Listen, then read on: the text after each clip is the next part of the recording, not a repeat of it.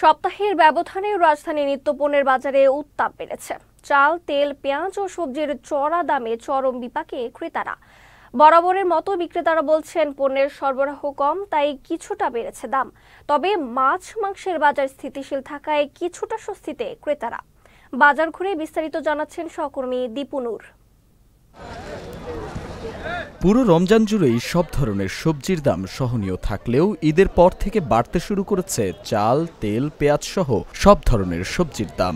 প্রতিটি সবজিতেই প্রায় 20 থেকে 30 টাকা বাড়তি গুনতে হচ্ছে ক্রেতাদের। এছাড়া অন্যান্য মাছের দাম স্থিতিশীল থাকলেও চিংড়ি ও ইলিশের দাম বাড়তি কিছুটা। লেবু ছাড়া সব সবজিতে 20 টাকা 30 টাকা পর্যন্ত বেড়েছে। 1 কেজি মরিচে 40 টাকা বেশি হয়, সমস্যা না এতে। রুই মাছ 350 থেকে 400-র মধ্যে মোটামুটি বড় সাইজের, কিন্তু ছোট মাছগুলো হয়তো 300-320 এরকম চাচ্ছে।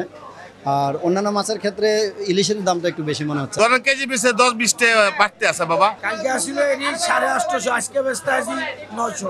তরকারি কম আসছে, বা কালকে 20 টাকা তরকারি আইতে পারে, আজকে আবার লোক আইছে কিন্তু তরকারি আয়নি, এলাকা একটু বাড়তি দাম। যে মানুষের যে ইনকাম, ওই ইনকাম হারে সবজি জিনিসপত্র দাম, শুধু সবজি দাম সব কিছু দাম বাড়তি। বাজারের সম্প্রতি বাণিজ্য মন্ত্রণালয়ের নির্ধারিত দামে বিক্রি হচ্ছে ভোজ্য তেল। 5 লিটার তেলে 70 টাকা এবং 1 লিটার তেলে 14 টাকা বেশি গুনতে হচ্ছে ক্রেতাদের। তবে কমেছে মুরগি ও ডিমের দাম। স্থিতিশীল রয়েছে গরু ও খাসির মাংসের বাজার। এই গরুটা আগে ছিল, রমজানের আগে ছিল 750 টাকা, এখন 780 টাকা চলে। আর খাসি ছিল 1200 টাকা, এখন 1150 চলে।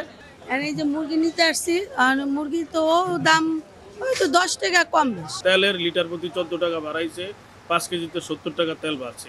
সপ্তাহের ব্যবধানে কমেনি চালের দাম। মিনিকেট চাল বিক্রি হচ্ছে কেজিতে 82 থেকে 88 টাকা, আটাশ চাল 60 থেকে 62 টাকা, নাজির শাইল 80 থেকে 85 টাকা। এছাড়া ডাল প্রতি কেজি বিক্রি হচ্ছে 105 থেকে 130 টাকায়। দীপুনুর, চ্যানেল এস, ঢাকা।